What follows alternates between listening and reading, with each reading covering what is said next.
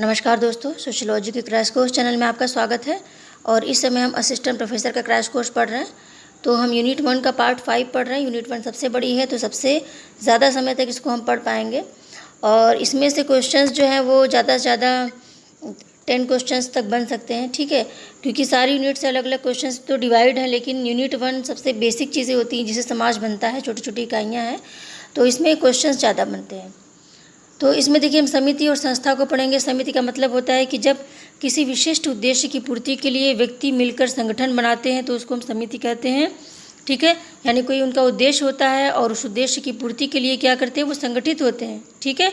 तो वो क्या है, समिति है। जैसे मान लीजिए कुछ व्यक्ति हैं और ये व्यक्ति क्या करेंगे, संगठित हो रहे हैं। संगठित होकर वो एक संरचना बना लिए कि हाँ आप जो है वो मंच का संचालन करेंगे, आप जो है जलपान का प्रबंध करेंगे, आप आर्थिक आवश्यकताओं की चीज़ें देखेंगे और आप जो है आर्टिस्ट को तैयार करेंगे।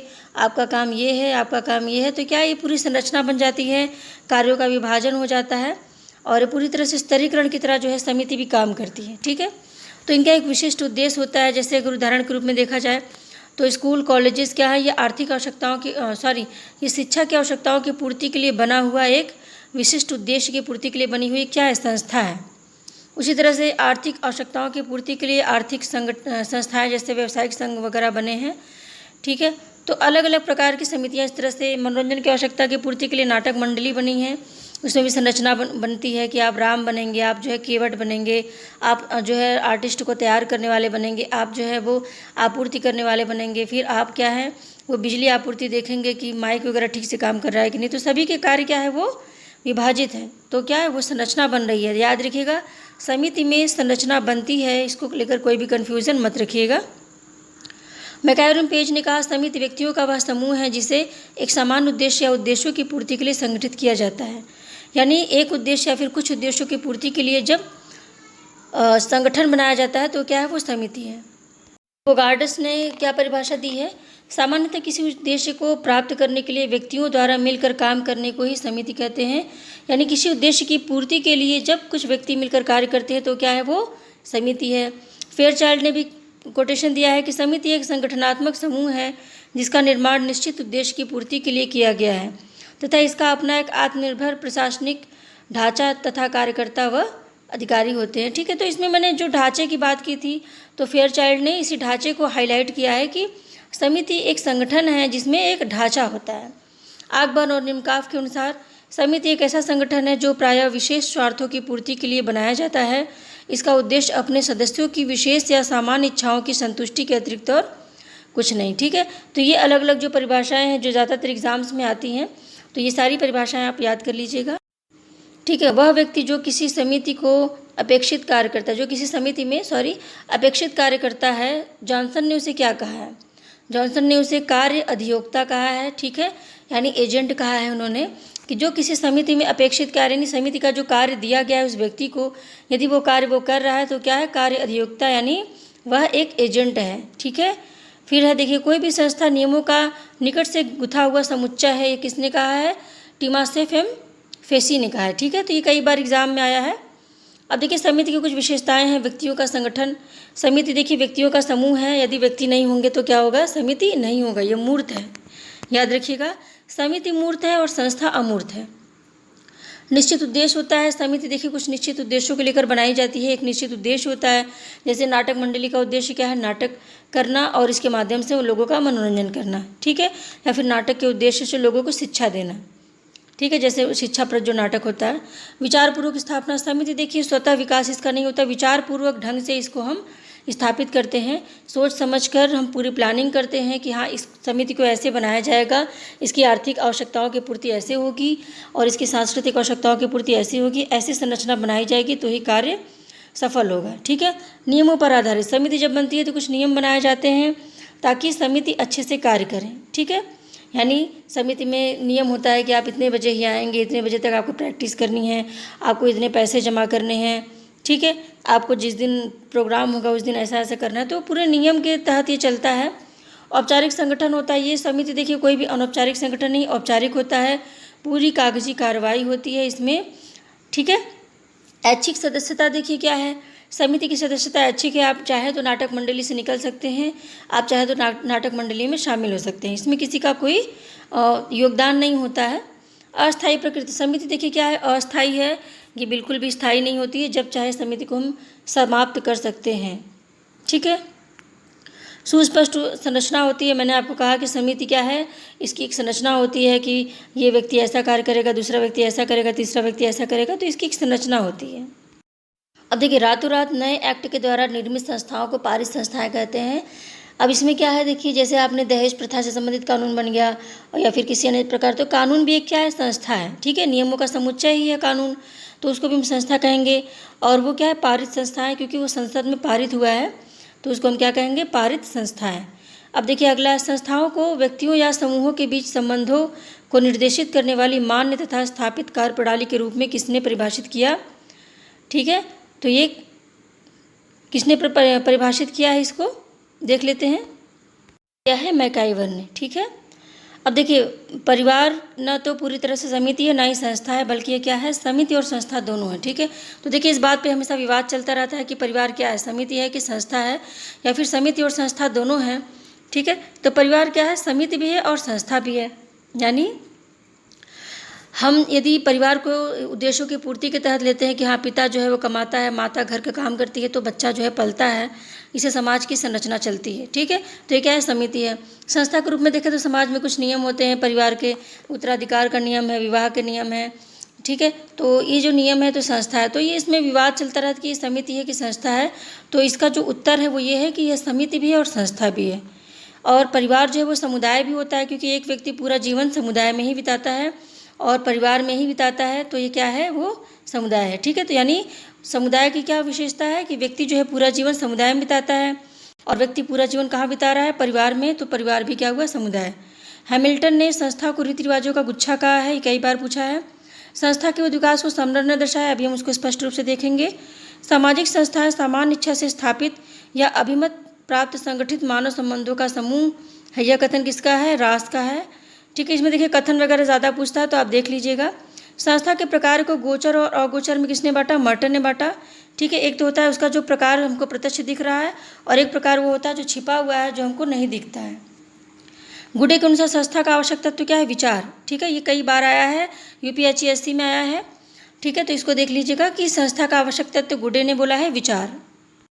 मैकाइवर ने राज्य को समिति से बढ़कर महासमिति कहा। देखिए समिति जो होती है वो बहुत छोटे स्तर की होती है, उद्देश्यों की पूर्ति के लिए बनाई जाती है, कभी भी हटा सकते हैं, कभी अच्छी सदस्यता, तो ये सब चीज़ें राज्य में नहीं होती, और इसकी कुछ चीज़ें समिति से मिलती हैं, इसलिए इसको पूरी तरह से समिति घोषित न करके बल्कि समिति से बढ़कर महासमिति घोषित किया गया है। ठीक है, और समिति के प्रकार देखिए, आर्थिक समिति हो गया, राजनीतिक समिति, सांस्कृतिक समिति, शैक्षणिक समिति और सेवा समिति। ठीक है, और भी समितियाँ होती हैं। तो आर्थिक समिति में आपने देखी है, ले गया जैसे मजदूर संगठन हो गया, व्यवसायिक संगठन हो गया। ठीक है, और राजनीतिक संगठन में आपने राजनीतिक दल वगैरह देख लिए। सांस्कृतिक समितियों में हमने प्रथाओं और जनरीतियों को देख लिया। ठीक है, इनसे संबंधित जो नाटक वगैरह होते हैं। शैक्षणिक समितियों में हमने देख लिया जो स्कूल कॉलेजेस हैं। सेवा समिति में वृद्धाश्रम वगैरह है। ठीक है, तो समितियों के कई प्रकार होते हैं, बहुत से भागों में बटे हुए हैं। संस्था देखिए क्या है, संस्था शब्द का सबसे पहले प्रयोग जो है हर्बर्ट स्पेंसर ने अपनी पुस्तक फर्स्ट प्रिंसिपल में किया था, और स्पेंसर के अनुसार संस्था वह अंग है जिसके माध्यम से समाज के कार्यों को क्रियान्वित किया जाता है। यानी समाज जो है वो डायरेक्ट उसके हाथ पैर नहीं निकले हैं कि वो व्यक्ति को जाकर पालन पोषण करे उसका। ठीक है, उसकी आवश्यकता की पूर्ति करें। तो कुछ माध्यम ऐसे होते हैं जिसके माध्यम से व्यक्ति की आवश्यकता की पूर्ति होती है, और ये माध्यम ही क्या है, संस्था।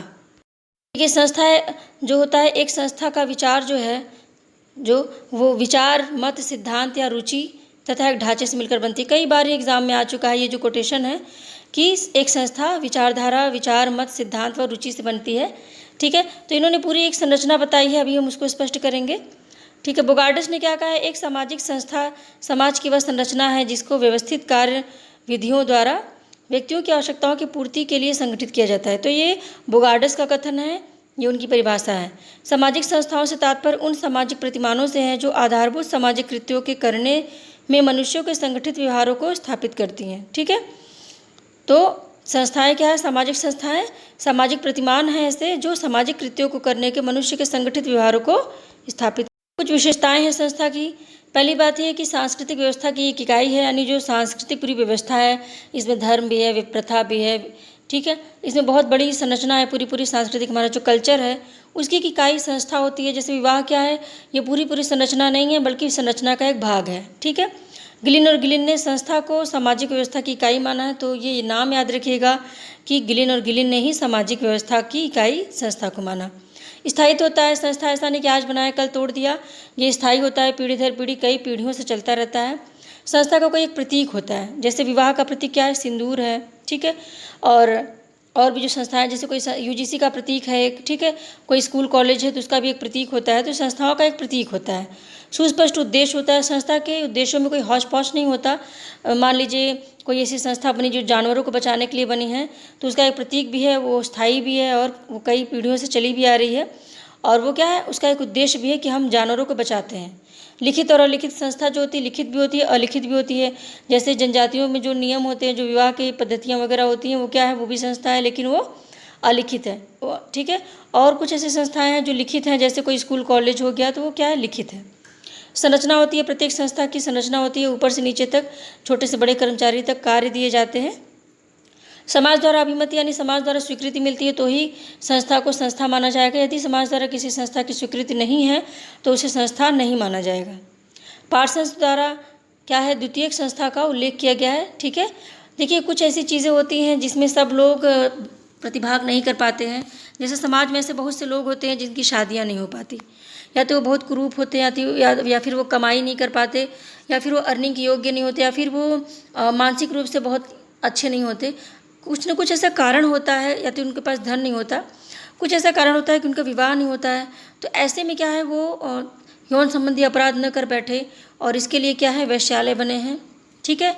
पालना गृह किस लिए बना है कि बच्चे जो है सड़क पे इधर उधर करेंगे, ठीक है, इधर उधर जाकर भटकेंगे तो क्या होगा, इससे अपराध बढ़ेगा, लोगों के मन में चीज़ें आएंगी, ठीक है। तो इसके लिए पालना गृह बना है। वृद्धाश्रम क्या है, वृद्ध लोग यहाँ वहाँ अगर मरे पड़ेंगे, उनका कोई आश्रय नहीं होगा तो समाज के लिए बहुत ही विघटनकारी होगा, तो इसके लिए वृद्धाश्रम बना है। यानी ये तीनों चीज़ें हैं, और इसके अलावा और भी कुछ चीज़ें हैं, ठीक है, जो सहारा देती हैं व्यक्ति को मुसीबत में। तो ये सब क्या है, वो समाज की संरचना को बनाए रखने में योगदान देती हैं। जब समाज की मुख्य संस्था कार्य पूरा नहीं कर पाती है तो ये सारी संस्थाएं ही कार्य पूरा करके समाज के संगठन को बनाए रखती हैं, और इसीलिए पार्सन्स ने इसको सुरक्षा कवच कहा है। ये क्या है, द्वितीयक संस्था है। अब देखिए संस्था के विकास की बात समनर ने की थी, कैसे कैसे संस्था का विकास हुआ है। सबसे पहले क्या हुआ, परिस्थिति उत्पन्न हुई, ठीक है।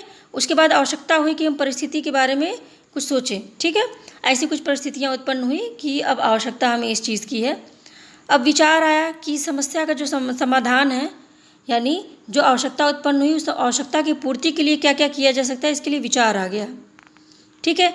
अब देखिए आदत बन गई, जब विचार आ गया तो उस विचार के अनुसार हमने आवश्यकता की पूर्ति के लिए कार्य किया। तो फिर क्या हुआ, कई बार इस कार्य को करने के बाद जब जब उस आवश्यकता की पूर्ति के लिए कार्य करना होता तो हम वही विचार पुनः लाते और वही कार्य पुनः करते, बार बार करते करते ये आदत बन गई, ठीक है।